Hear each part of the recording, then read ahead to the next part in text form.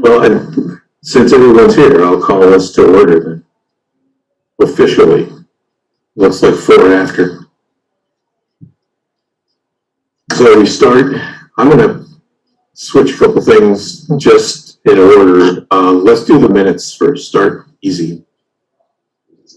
I'll make a motion to approve the minutes of the May 19th, 2020 meeting as written. Thank you, Dennis.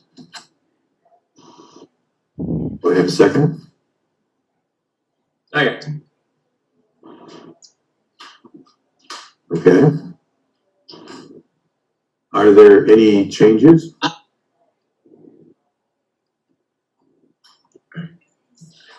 Hearing none. Oh, Jim, Oh, yes. Go ahead. just because it reminded me as you were getting ready to take the vote that it would be roll call. Yes. Do you have the binder in front of you did Tish send everyone the binder with the agenda and everything in it? I didn't receive anything. Okay, she was going to send that. The, all And right. agenda, but not anything else. I have. You have the language from the Electronic. remote meeting instructions?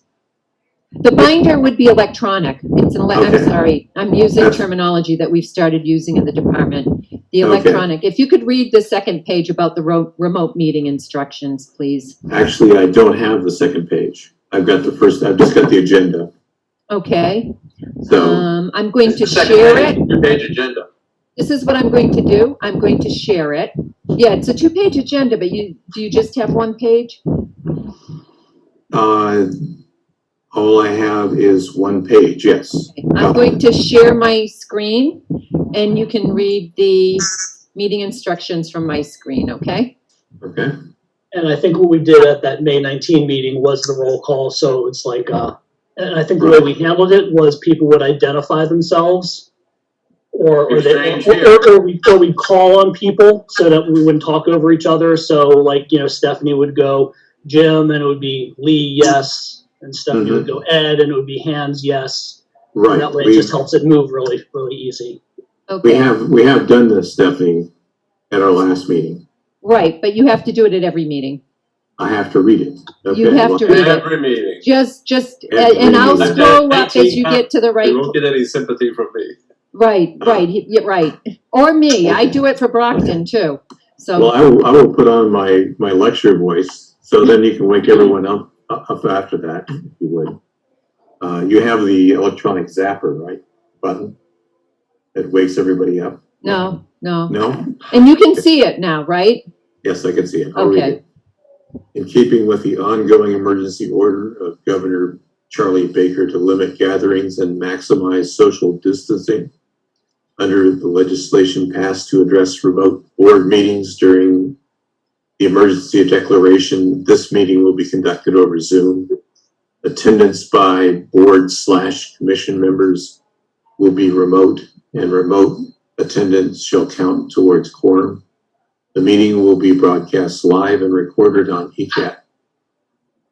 To join a remote meeting using your computer, click on the URL at the top of the meeting agenda or copy it and paste it into your browser. To join a remote meeting using your phone, call the number provided underneath the URL. You will need the meeting ID to join by phone only. While conducting meetings remotely, we will endeavor to keep meeting operations as close to our standard procedures as possible. However, the use of this platform will necessitate some additional meeting protocols. This meeting is scheduled to begin at 5. We'll open at 4:45 to provide committee members, support staff, and ECAT time to sign in and prepare for the meeting. This meeting will be held in the Zoom webinar format. All will join the meeting muted, with trustees elevated to panelists with video and audio. Public participants are requested to stay muted until such time as they are recognized by the chair to speak in order to minimize background noise. To be recognized, please use the raise hand function or make the request via chat. If you are joining by phone, you can press 9 to raise your hand. When starting testimony, please state your name and address for the record. As in any public meeting, indecent behavior will not be tolerated, and anyone who abuses the use of the meeting platform will be terminated from the meeting. All votes will be taken via roll call. When all business on the agenda has been completed, trustees will vote to adjourn the meeting, signaling the end of the meeting and the termination of ECAD recording. All participants will be disconnected from the meeting at that time. Okay. So I'm sorry, you can continue the vote on the minutes. That's good. All in favor, so we have to do it one by one. Lee, aye. Strange, aye. Hands abstain? JDI. Marilla, aye. Each abstain. Okay. Well, I wasn't present, so that's an abstention, correct? Right. Yeah, okay. You can actually vote on it if you've read them. No, I'll Because- I'll abstain, yeah. Yeah, it's fine. You know, if there's like a quorum issue or something where you Got need, it. yeah. Okay. So remind me, organization of board, that was the first item on the agenda, Stephanie. That's the annual vote for officers. Okay, And I'm sorry if everyone heard that motorcycle going by the windows outside. Sounded like moaning voices and that with Meredith in the background. I'm getting scared. and we did lose our officers. Since Lee Williams was the recorder, what was he official title? But so I'm happy to relinquish the chair's position Oh, if you want. It's a lifetime appointment. yes. It's a life. And this is a life? I don't know. So you're looking for I love to call it a nominations? life estate. I nominate Jim Lee to be chair. Second. Second. Yeah, move this thing along. There's a margarita with my name out there. That's, yeah. The railroad train is coming. Yeah. Anyone else?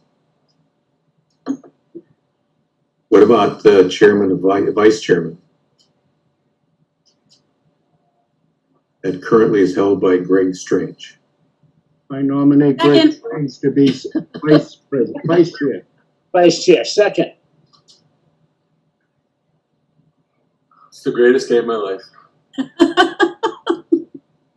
Have another margarita. Yeah. I haven't had one yet. And, I knew I'd get in and- trouble if I did, so. Does the CPC need a secretary or anything like that? Is that I think that's what Lee or Yes. John. Yeah, Lee had was, some- like recording clerk or recording sec. right. But And they that was- didn't, Does zero recording. right, because we do that with, Actually, Lee was in that position and did actually function a few times when we didn't have ECAT and we didn't have secretarial. oh, Carolyn Dean is in.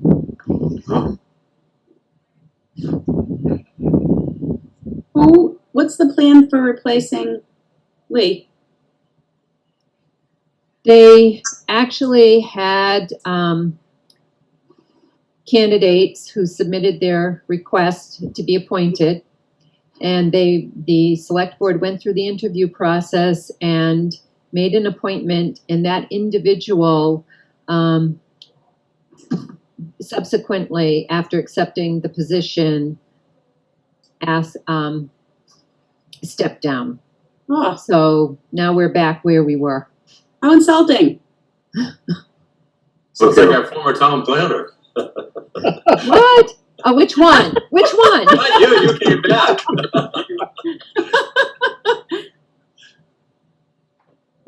Hi, Carol. Sorry, I didn't see you over in the I guess we're gonna have to do there. some digging online to find problem. out who that was. we are in the process of Can't gossip. reviewing leadership of the group. And so far, the only nominees are myself for chair and Greg Strange for vice chair.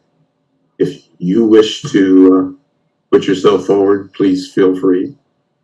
And we have one other position also, which is the secretary.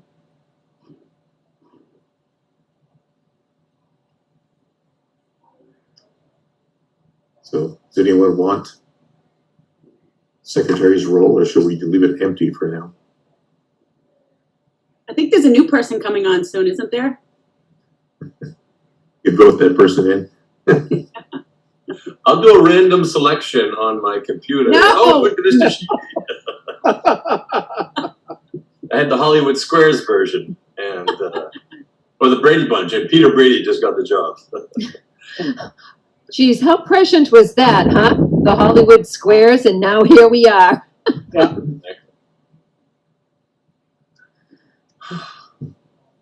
So shall we just proceed with the two positions at this point, or does anyone want to have the august position of secretary? Considering we don't, we have usually we have someone who does the recording. It's not essential, and I guess if nobody wants it, we'll figure it out if there's a night we need to do it. Right. Okay. Just so we. Shall we move to a vote? I thought we did that already. Yeah. Let's do it for the record. So do we need a motion on this, or are we already in a motion? So what I've got is a motion by Strange and a second by Keach for Jim Lee as chair, and a motion by Sheedy and a second from Hands for Strange as vice chair. Discussion for the clerk secretary position to be left vacant.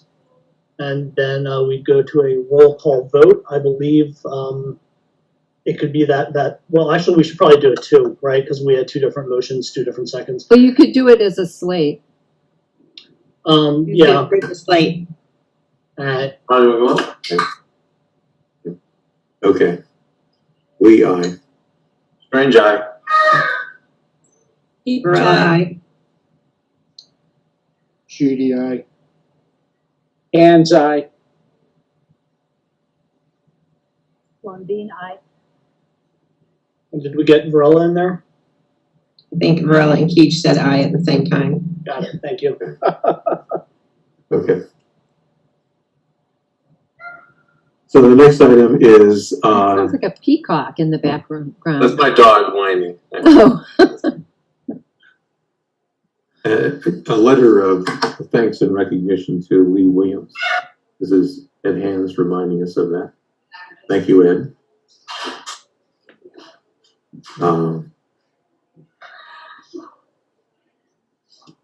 I think we could draft it, but I do want to have a vote. So can we have a motion to acknowledge the contribution of 2 decades, roughly, to Lee Williams? So Moved. Second. Lee, aye. Strange eye. Varela, aye. Hands aye. Sheedy, aye. Each eye. Lundin, aye. Okay. That makes it official. Thank you. Jim, did you say, did I mishear this or make it up? Did you say 2 decades? I think so. Okay. He was pretty close to the beginning of. Yeah, no, I'm just, I want to make, yeah. And I just wanted to say, maybe when that letter goes out, I have a gift I've been making. I was going to give from the board to Lee. It's made from all the wood from all the historic properties that he donated money to, gave time to, all CPA projects. So That's an awesome. Excellent. Oh, that's I'll actually have that ready in about a week. So just whoever handles it, just give me a heads up, and I'll drop this off to you. So we can, or however it's getting to him, so we can give it to him. I wish I could get more detail, but just in case he watches this, I don't want to. Okay. I like to think he's spending more time in his garden than watching this riveting TV. Let's hope. Well, thank you for doing that, Dave. We have our annual brouhaha over community preservation coalition dues. Maybe in honor of Lee, we should vote him out this year. What is the amount this year? Hold on, I'm scrolling to get it. Uh, I should have had this queued up. Okay, let's see.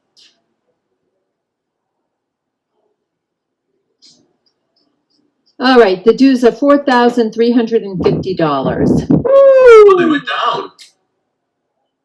Were they higher? That sounds about right. The I last. always thought they were $5,000 and they went to like 62 last year. Well, I would round that up to 5,000. I mean, Yeah. but I think you probably did round it up in your head. I think it was around that last time. Yeah, the Let me question, tell you about these dues. what do we get from $5,000 a year? and I know Greg has talked to this and Wayne has. We get several things. I mean, we have access to their website, and of course, one of the questions that has been asked is, do you have access if you're not a dues paying member? And the answer is yes, but we do use it. We do refer to it to see. They provide information on other projects that have been approved or where there's a question of whether a project is eligible for the categories of funding. One of the things they do, and I don't know if we've mentioned this in the past, we do not have, Wendy sends information every year on the projects that have been completed, that have been approved for funding. And I think she sends it to the state. I think it's a state requirement. And the coalition pulls that information together for all communities, and they keep a running database, which alleviates the responsibility for us to do that. So that's a time saver on our part. It also is kind of a promotional piece because people do go out and they look to see how other communities are doing with their CPA funds and projects. And we have quite a substantial number of projects there. And advocacy. But I have a motion, since we're already discussing. I'll make a motion to approve $4,350 for the annual dues for the Community Preservation Coalition. I'll second that. Thank you. Okay, now we're official. So, does anyone have reservations about this? Or shall we just move to a vote? I don't know much about it. I don't know if the town has ever gone without that membership. I think the board voted against it in one year. Do you think they've all? At least in the years I've been on it. I don't Yeah. know. At least the last 10 years. In a pandemic year, would it behoove us to maybe this year, given so little is coming in, to maybe use this as an opportunity to save a few bucks? Well, you have, and I didn't actually run the numbers, but you do have this comes out of your administration money. So that money is set aside for administrative costs. It doesn't get rolled back into your potential project costs. So, and you get that every year. It's a percentage. I think it's, Wayne, is it 10% of the? I think it's 5. Yeah, I forget the percentage. I believe the Easton CPC has north of $4 million in available funds. So it would be, but your administrative funds are calculated on an annual basis. And I just feel like everything is limping along so much. If we were to pull out now just for this year, would it really truly negatively impact us? I mean, so much of everything we do is basically triaged right now. Just a thought. Again, this money doesn't, it can't be put back into the general fund. But it could be used next year for membership fees, right? It could be, yes.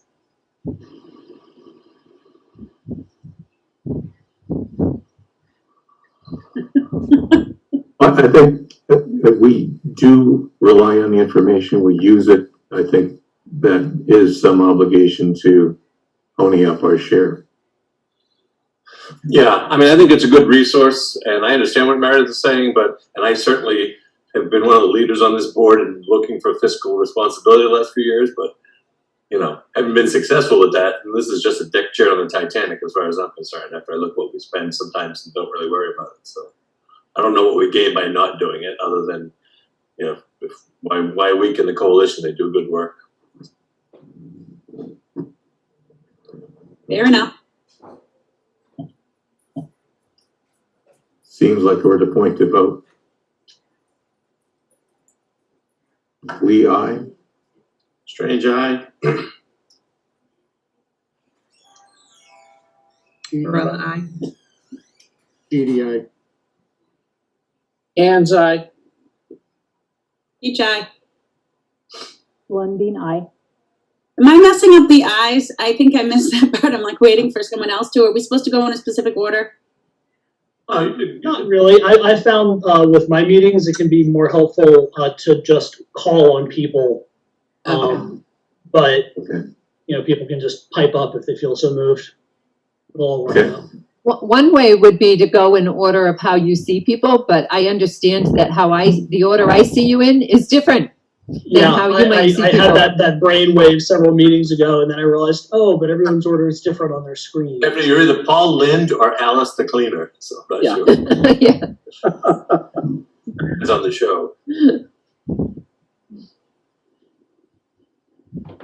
Okay, the next section is the plan, which has been delayed, as everything else has been delayed.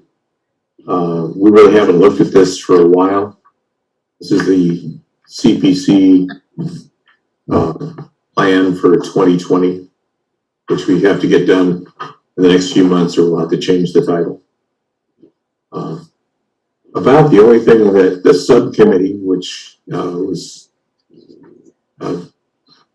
illustrious folks that have worked on it, have been working on, was the application process, and we did discuss that last, 2 meetings ago, I believe. We need to have some updates, and I guess that's coming actually off the coalition website on the projects that have been done since the last iteration of the plan.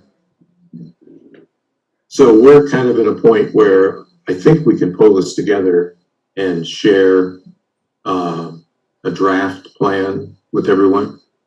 Give time to look at it, and then maybe take some action on it, do some editing, and then perhaps even approve it. So I don't know if you remember the changes that we've gone through on that plan, but the main changes were backing things a little earlier to start, and having the initial offering be a letter of interest that we review and discuss, and then we invite people to submit full applications. That's kind of the major change in the process. And Jim, would Yes. the board invite everyone, or is that part of the process? The process is for the board to decide which projects have greater merit, and then invite those in for greater scrutiny. I think that is the focus of this, yes. Yeah. Which reduces some undue burden on those projects that would not likely receive a lot of support. The other aspect of it is to really try to foster a greater interaction on the part of those boards that have jurisdiction over the content, historical, Concom, and affordable housing. To get a lot more information earlier in the process to them, and a lot more feedback from them into this, so that the proposals that come to us have more substance. And again, it would reduce the likelihood that people would put a lot of effort and expense into this and then not receive a positive response. was gonna be on twice tonight, look at that. And I think that Wayne actually had, wasn't it a lot of this your idea, that initial screen? Yeah, it was sort of riffing on what Massachusetts Historical Commission does. They have they invite general letters of interest and then invite full applications from the most competitive or compelling proposed projects. And one of the things that I think this group in Easton was trying to solve was how do you work with worthy, less professional applicants, especially who are doing construction or restoration projects, to actually get an application with the plans and specs and budget that this group can in fact evaluate and monitor and enforce as the project goes forward. So there was a discussion that possibly some projects might be two-part. Maybe the first half is, well, what you really need to do is look at what you've got, do your plans and specs, do a budget, and then come to us for your construction funds, something like that. But explicitly to give an opportunity for this group to provide more guidance and detailed feedback to help shape really competitive applications and more successful projects ultimately. One of my concerns when we started this process was that we were going to be shutting out some of the small-time local projects, and I think this speaks to that very well. It's a great idea. So I'm looking forward to seeing what the draft looks like. Okay. Good. Okay, may I just ask who is the keeper of the draft? Wayne, I presume, I'm, yeah, okay. He has So a are you- recent version. Will you be getting that out to everybody? Let's talk about it. I'm not sure that its current condition is really ready for prime time because we need to update the project list. We need to revisit the entire financial section, which in the original plan from 5-6 years ago was a snapshot in time and may not actually be, it's a very detailed snapshot of the finances in 2015. So is a plan with detailed finances from 2020 all that helpful in Right. 2023 and 2024? So- So sort of conceptually, but anyway, Stephanie and I can talk about that and Yeah. probably get something a little more useful. Yeah, and I would suggest, Wayne and I had talked about that a little bit, that maybe even having the finances in there, because usually the plan is kind of a guidance document on how you assess projects and determine what their priority is, what their consistency is with the goals of the plan. And you don't necessarily have a full financial breakdown that's a snapshot in time. And at any point through the process of evaluating projects, we would have Wendy come in and give you folks, usually probably at the beginning, give you a status on what the financial situation looks like and what your buying power is. And certainly at any point, if something came up like a priority project that wasn't expected, have a consultation with the finance director. Okay, so you're suggesting to take that information out? It gets stale very quickly, it would seem. Yeah, it's physically it's a sizable, like half page or more, and I think it might be more useful to be a descriptive paragraph, and your snapshot would be, as of FY21, Easton has 4.1 million in CPA reserves, so much escrowed for debt service.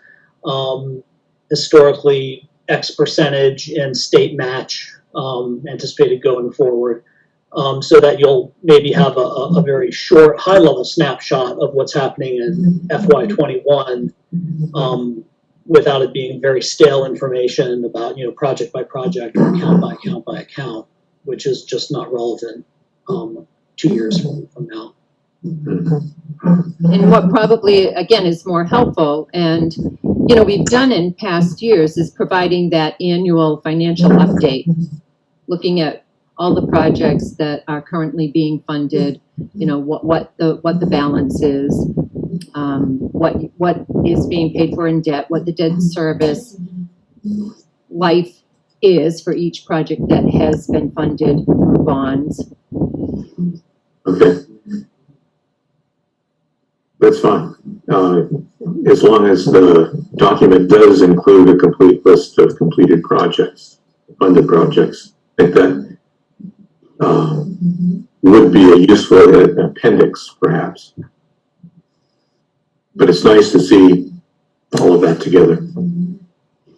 Yeah, it's a good advocacy document to have that list of everything that this group has done for the town. Right.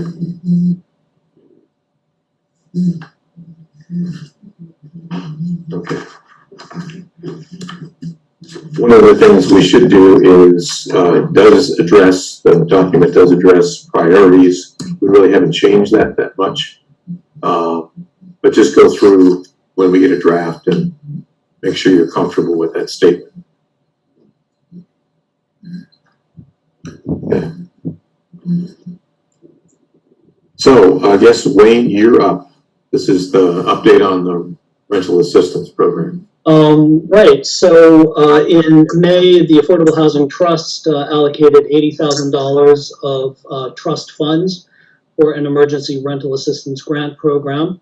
After working out the program details with town council, we contracted with a nonprofit group called Metro West Collaborative Development to be the administrator of the grant project or the grant program, to accept applications, to educate prospective applicants, to income qualify them.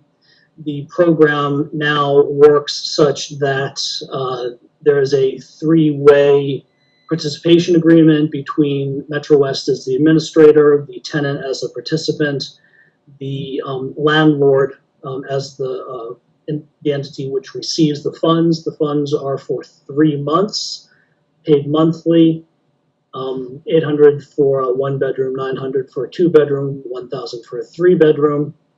The application period ran for 3 weeks. It closed yesterday. I was out of town last week, and right now the executive director for Metro West is out of town this week.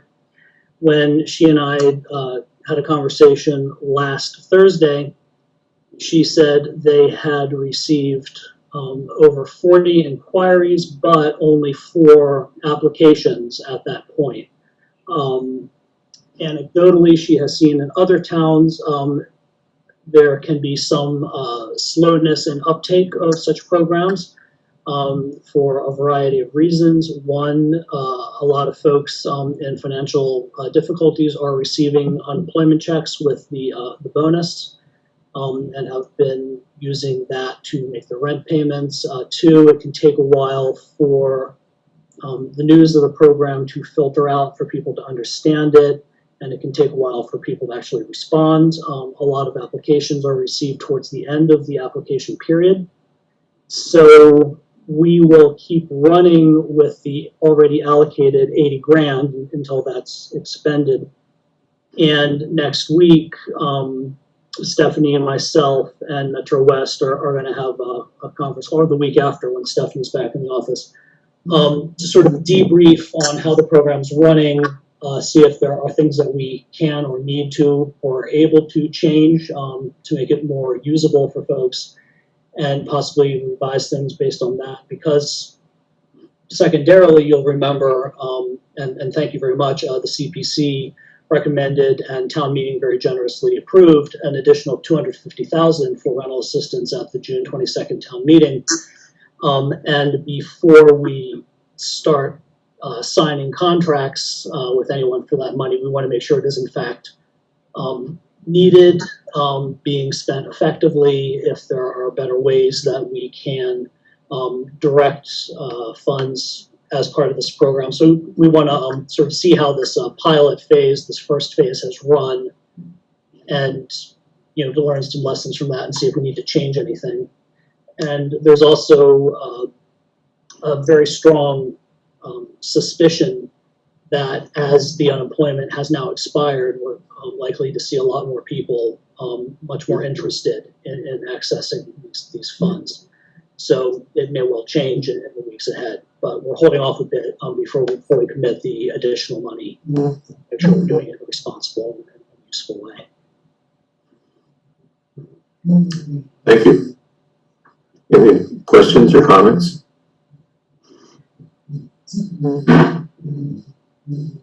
Apparently you did a fabulous job. Thank you. Okay. We need to look at the meeting schedule for the rest of the year. Are we comfortable with meeting once a month? And is this time and day a good one? Thursday, 5-ish?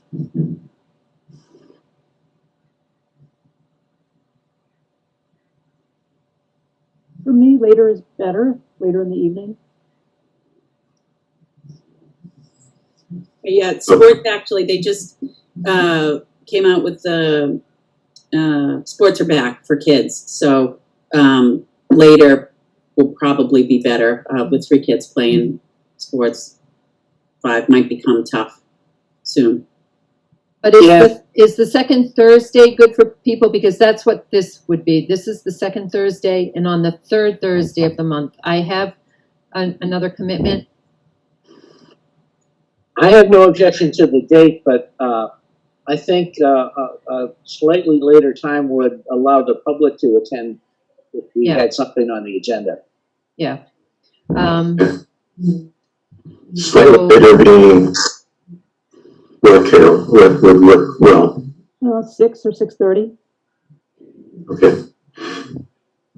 Have we had applications come in for this year? No, nothing. Have you solicited?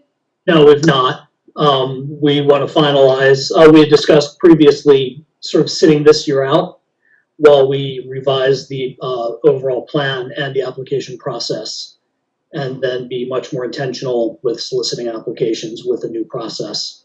So there's a good chance that we may not actually be soliciting this calendar year at all. It might be a next year thing. Okay. So there will probably be not too much on our agenda then. But it could be helpful to discuss the CPA plan, make sure we have something set up for that. Right. The application process. Perhaps have Wendy give an overview again of our finances if folks are interested. And what I've done with some other boards and commissions that I support is if there's really nothing going on, we just, send out an email beforehand saying, yeah, guess what, there's nothing on the agenda, let's just skip it this month. Or if there is something on the agenda, the meeting can be nice and quick and everyone can go back to their margarita parties. Greg's not smiling. There's any left? Greg, can you hear us? Oh, I can hear you. This is the humdinger. I couldn't miss this one. Or this background, I think, has me. Pretty wonderful. I heard 6 o'clock is the time that could work, the second Thursday at 6 p.m. This is the 17th? And would that be for September? September, hold on. 17th, yeah. Yes. No, the 10th. 10th, okay. The 10th is the second. You're right. And what time? I'm sorry, 6 or 6? 6. Yeah. Okay. Okay. And so I'll have Tish set up a recurring meeting for the second Thursday of each month at 6 o'clock. Okay. That sounds good. And we can always adjust if it needs to be adjusted in terms of time and day. Oh, and if I could mention, one other Yes. thing, the reason we had Wayne do a project update today was because, I'm sorry, Wayne, it was timely because the program was just announced and because it's related to COVID, but also because it was somewhat easy to do. But I think one of the things we talked about doing back before I left was having updates from the different active projects proponents on where the project is and how they're doing. Okay. And we still have some active projects, yes. Yes. And then we will have more. So, Right. We're planning for that. Let's discuss this land acquisition. If you want to give us an overview, please, Stephanie, that would help. So I'm going to share the screen again. I'm going to share a map. And some of the board members, if not most, should, let's see, share right here. Okay, can everyone see that? Yes. Yes. Okay, and I will actually zoom out just a little bit. So, gosh, I think it was 2 years ago, at least now, we brought these parcels to the attention of the Community Preservation Committee. They're located on Randall Street. The large parcel and these two smaller parcels I'm showing here are jointly owned by the remaining members of two families. Those, the children of two families, the parents had owned these co-jointly, and they had passed on in ownership to two brother and sisters from two different families. We have been, and one of the families are the Delaney's, Mary Delaney. They have been contacting us, Mary Delaney and her husband, for a number of years about donating these three parcels to the town because they've been paying taxes on them. The other family also has been contributing, as we understand it, to the tax bill. Mary Delaney's brother has not. So that's been made up by Mary Delaney and her husband, John Doyle. The way they tell it, John Grant had been in constant communication over the years with the Delaney's mother, and it was always her desire for the town to get this land and for it to be donated, but that never happened. And we have, you can see that a plan was created that shows two potentially developable lots.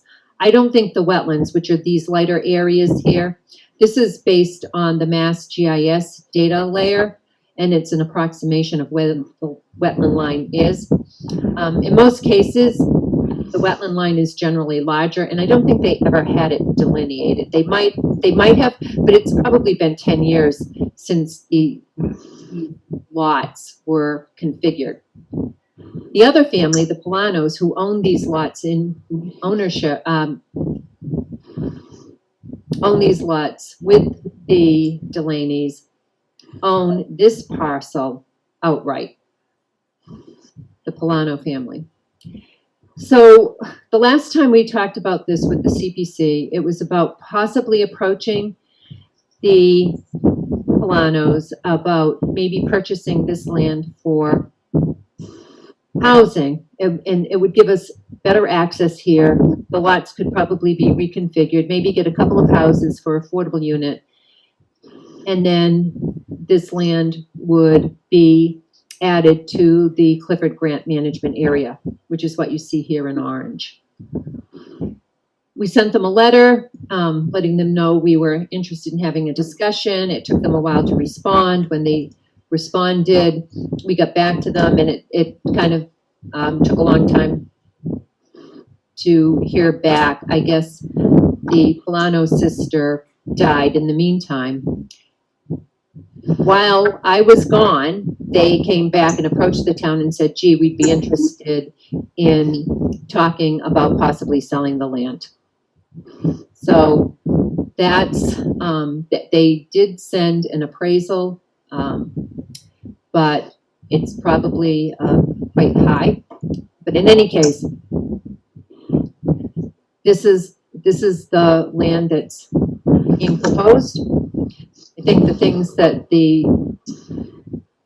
so Jim, do you want to kind of take it from there? You and I had talked a That's fine. I think the process, as I see it, would be for us first to set a time and do some walking, go look at the land, and so get our mind around the connection with the Clifford Grant area and potentially the use of this for affordable housing. Kind of get an idea if that makes sense to us, and then we would. The next step in the process is we're required to have an appraisal done, and then we would have to pay for that. So that would have to be something done at a subsequent meeting. So at this point, I guess I want some feedback as to whether or not this seems to make sense and something we should approach. We've talked about it, but it's been a couple of years. And then to try to schedule a walking of that property.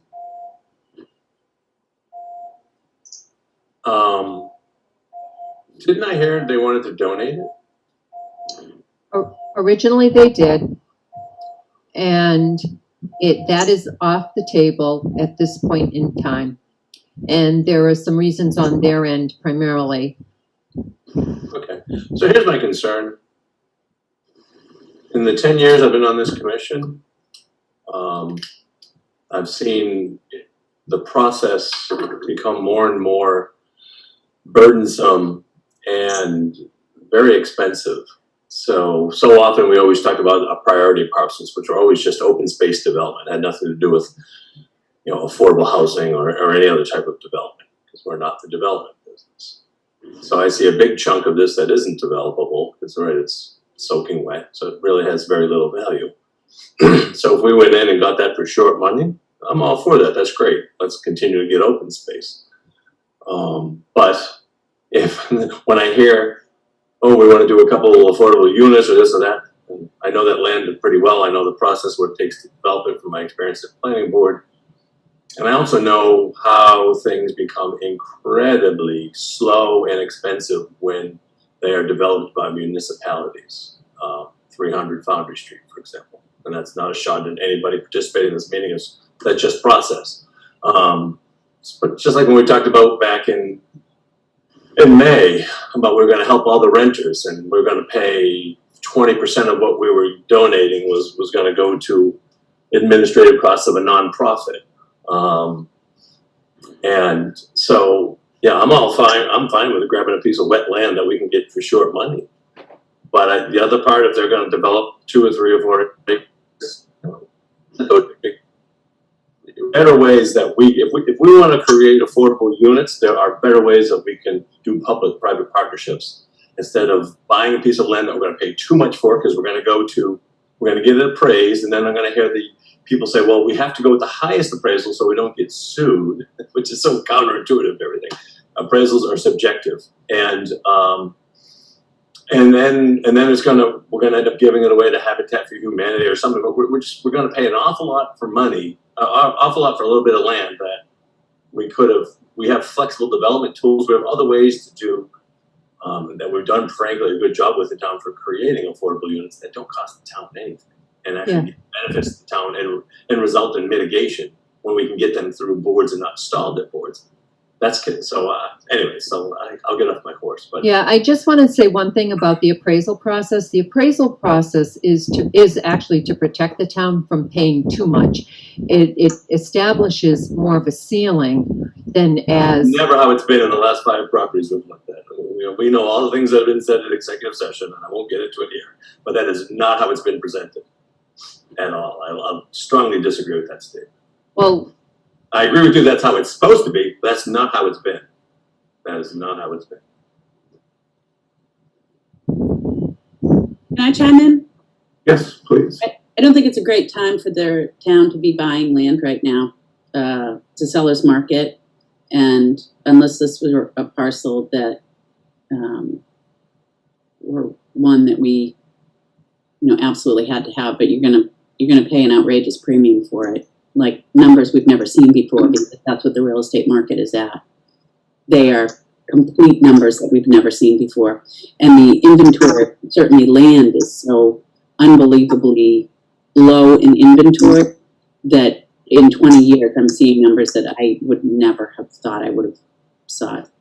So I think for that reason, it's just simply not a great time to buy real estate as a government entity. So Meredith, and I'm not advocating for this property or not. It's and again, I think it's important to understand where it fits in with the overall goals of the town. And I understand if it's a real seller's market right now, that means the seller has the advantage. And you just said that you know, the prices that you're seeing are at an all-time high over the past 20 years. Do you think that will be less in the future? Well, if I had a crystal ball, but you know, I don't really, and so this is all guesstimation, but and this is not a political statement, but typically in any election year, the real estate market feels a tremendous amount of volatility. Mm-hmm. There was something that happened last night where FHA, it's basically mortgage industry just took a hit last night. This comes out of nowhere. You get a lot of political posturing, and the real estate market is the front line of the economy, and the real estate market feels everything. I would anticipate volatility through the election, and perhaps in February, once a new or not new administration is in place, that by February, it will start to level off. The Fed has told us that they will keep interest rates low, and everything that I'm talking about, even though it would be a cash purchase on our end, is going to keep the real estate market very robust. And so, and rates down, the Fed will keep the rates down, and so that will keep a strong real estate market, which is essential for the whole economy. So to answer your question, we don't anticipate a downturn anytime soon. And so that will continue to be a seller's market for quite some time. And Easton is a really sought after town. I mean, I'm proud of that. It is really sought after. People are coming from all over. Our newest crossover, which we have, is people are coming from north of Boston, which is fascinating because previous to this, you can cross over lines and cross Boston and come to our area. But those prices have gone up even farther than ours, that folks from there are coming out here, and certainly there's an exodus from the city, as New York is seen as well. It's not a mass exodus yet, but we are starting to see that come into play. So to answer your question, I don't see these prices going down anytime soon. Certainly, there could be a global pandemic, and that might yeah. Well, there was Meredith, and they haven't come down. So yeah. But, yeah. And I promise I'll be more succinct. But you know, Stephanie, think of the tools that we have in our bylaws. And again, if this was just a property that was totally wet and wasn't developable, then sure, we'd get it appraised because it's only going to appraise for so much. But what really makes me hesitate is when I hear we're going to go into the development business, because I don't really approve of the way we've done that as a town. I think, and especially, we're shooting ourselves in the foot. We have created, and you know, you've been there, you've crafted these bylaws with us. We have a bylaw, we have several bylaws in place that, first of all, that parcel that's wet is never going to get, it's not going to get dry. It's right. It's not going to get built. So it's right, already, which is another reason. Protected. So if someone wanted to come in and really quickly, it looks like there was maybe 4 or 5 acres or something. So if someone, you know, that could result in, you know, a couple affordable units that don't cost the town a penny, and we get that the giant chunk for free, and I want us to explore that. I think, you know, even if we don't get it for 10 years, Meredith's right. I mean, the suburbs are going to be hot. COVID's here for a couple of years. People, you know, have now realized they're going to be doing what we're doing. They don't need to, you know, they don't need to live near their work anymore. That's going to continue. And we have a great community here. We know that, but we also know, you know, I'm sorry. I just think we really have spent quite a bit of money in the last few years in ways I wish we hadn't. And I want us to have money to do projects like the town hall and things like that, and Oaks Ames Hall and whatever else comes up. I just see this. We already have tools in place that can deliver this property to us. Maybe not right now, but sometime in the near future for free. and I'm all for free. And I think that's a good point. sorry, one more piece on pricing here. So buildable lots in Easton are starting around 225. That's a start. Bargain, rid of those. We're looking at some big money for if there are in fact a few buildable lots here, like a lot of money. And so, yeah. Yeah, I mean, and you can look at the shape of the lots. I don't have it up now, but I think this was squeezing even that out. So I don't know that these would be the most desirable lots, but I'm not advocating one way or the other for the acquisition. I do want to note that the town has not developed these parcels themselves. And you mentioned when building affordable units, what the town does is go out with an RFP and turn it over to the best qualified individuals to construct that housing, like Habitat for Humanity or BAMSI for the... Ed, I think you were in first. I'd like to hear from Wayne before I say anything. Okay. I just did want to clarify something that in conversations from my side of the trust, the housing component at most would be like one cape on that small front parcel. That would be it, and mostly as a way to get another unit of family housing and to help out on acquisition costs. The trust has never envisioned a larger development beyond that.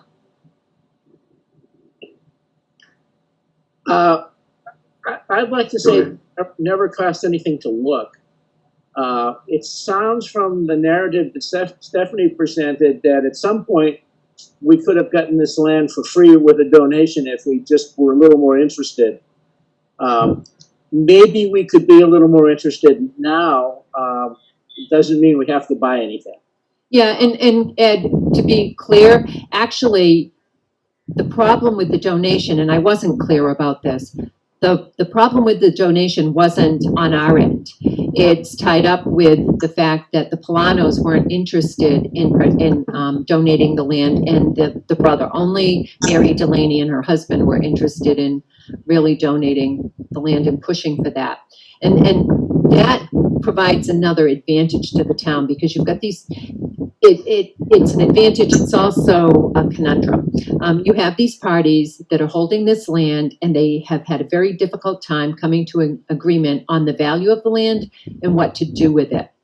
I would agree. I don't think this is, one, you've got 23 acres that are essentially undevelopable unless you come in up off the road and go up and around. And even then, for the acreage of land, you're not going to get a number of units that might make it worthwhile for a developer.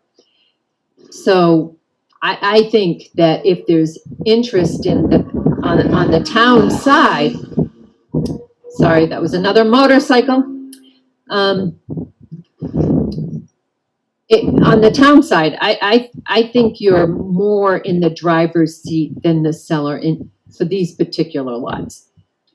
But again, that's just been based on the conversations I've had over the years where they haven't been able to come to agreement on what to do with the land and move on it. So again, as Ed would point out, we're not purchasing this land. We're right now thinking about that process, a possibility. And my recommendation would be what Ed was saying is let's go have a look. Let's put boots on the ground. I have not seen them. Others perhaps have been on that property. But, are we going to know the asking price before we go out? They haven't come to us with an asking price. That's where you start. Because I mean, if it's crazy, then we know not to do it.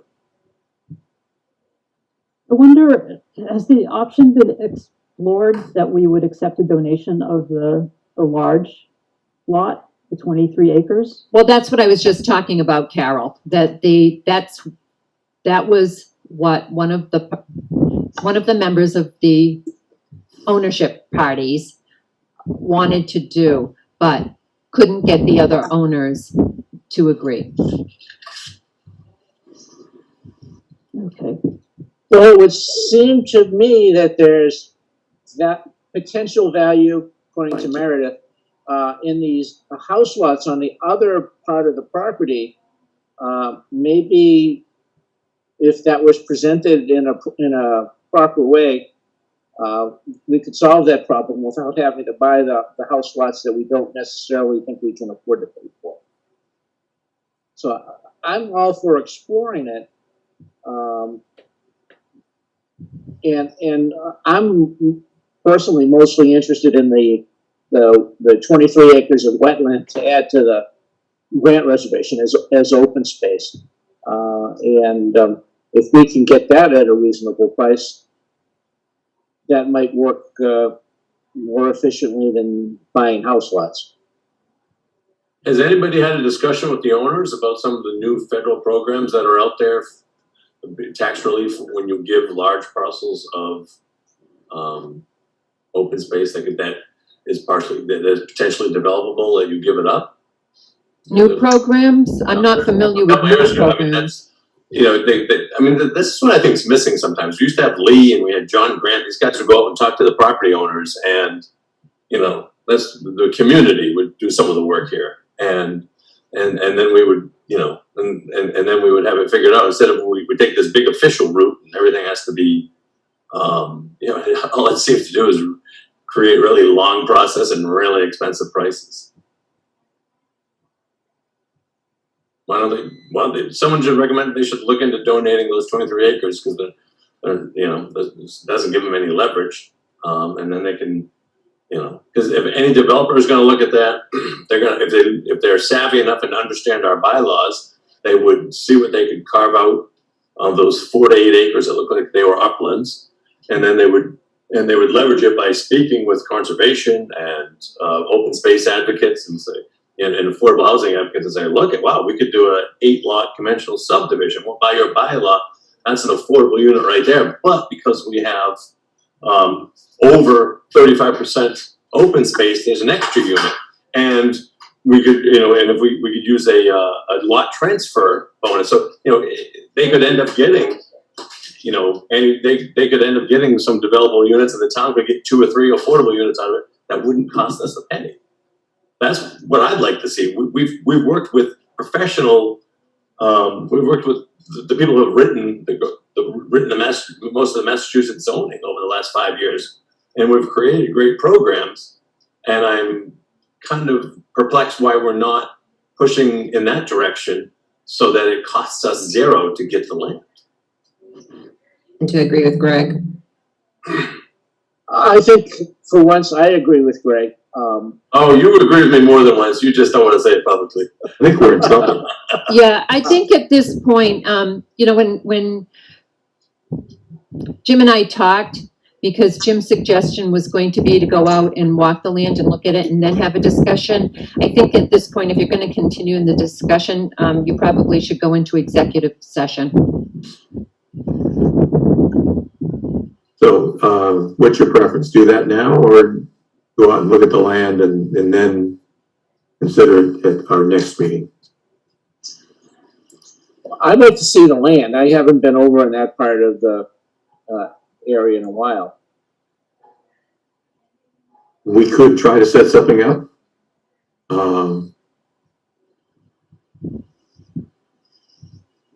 We need to look at schedules and see what's possible in a couple of weeks. Yeah. Yeah, I mean, this isn't going anywhere. Mhm. You know, this Right. land isn't going anywhere fast, so you certainly have time. Should someone endeavor to reach out and see what their asking price is also?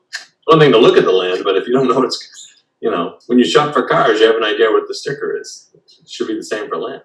Well, we're going to have to ask permission to go on the property, so I think that would be an ideal time to do a little preliminary discussion. Yeah, I agree with you. Whoever the point person should certainly.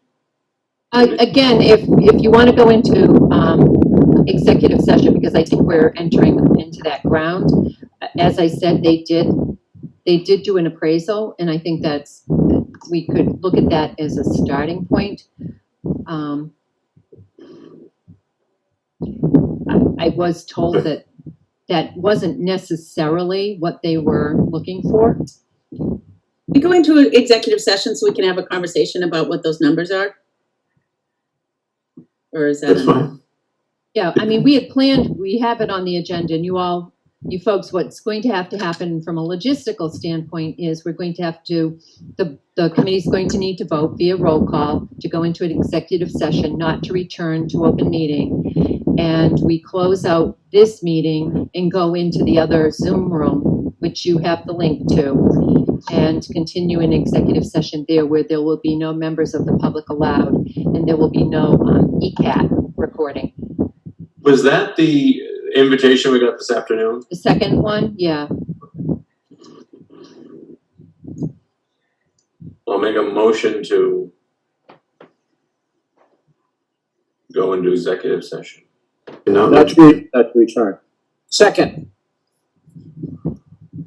And Jim, do you want to call the roll call on that one? Yes. All right. Lee, aye. Ed? Aye. Greg? Aye. Dennis? Dennis? Dennis, aye. Sorry, I was muted. All right.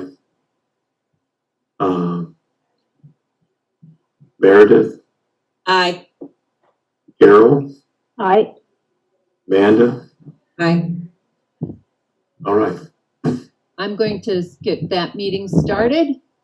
And you I don't have have the the link, link. Stephanie, if you can shoot that to me, please. Was that Wayne? Yeah, it was, yes.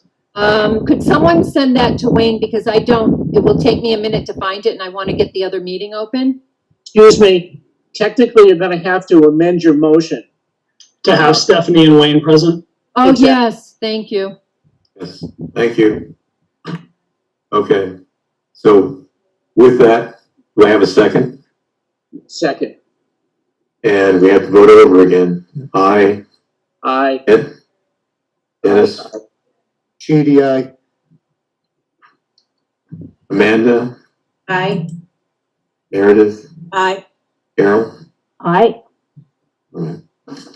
Thanks, Wayne.